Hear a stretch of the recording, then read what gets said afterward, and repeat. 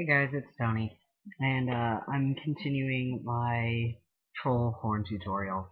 I didn't manage to get pictures when I was finishing up the armatures and everything, but I wanted to cover this issue that I had been having so that other people could see what was going on. This is an air dry clay. I can't find the box for it right now, but it's an air dry clay. It's moist clay, some sort of craft clay.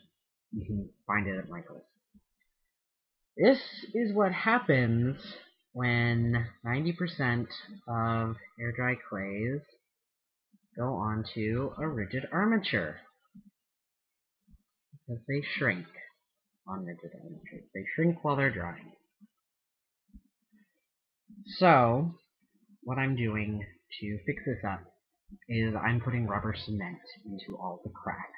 So not only is the rubber cement helping holding it to the armature, which is what I carved out originally with the foam, and then I covered it in tin foil in most of them. One of my pairs of solid horns, which also cracked pretty extensively on one of them, not as much on the other one. Didn't get covered in tin foil.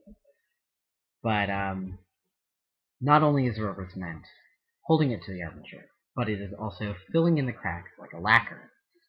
The nice thing about rubber cement is the acrylic paints that I'm using can paint over almost anything, including the rubber cement.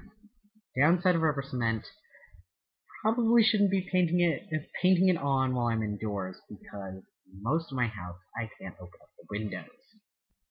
So, couple tips here. If you get an air dry clay, which you probably should because it works really well, you don't have to bake it.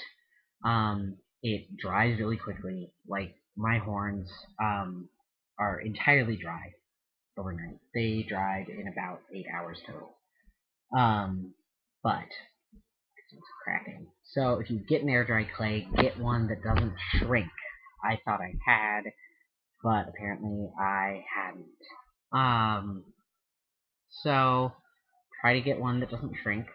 If you do end up with one that shrinks, get some rubber cement, or some tacky glue, because most tacky glues will go in clear, and fill in the cracks, and it will dry. So those are my tips there.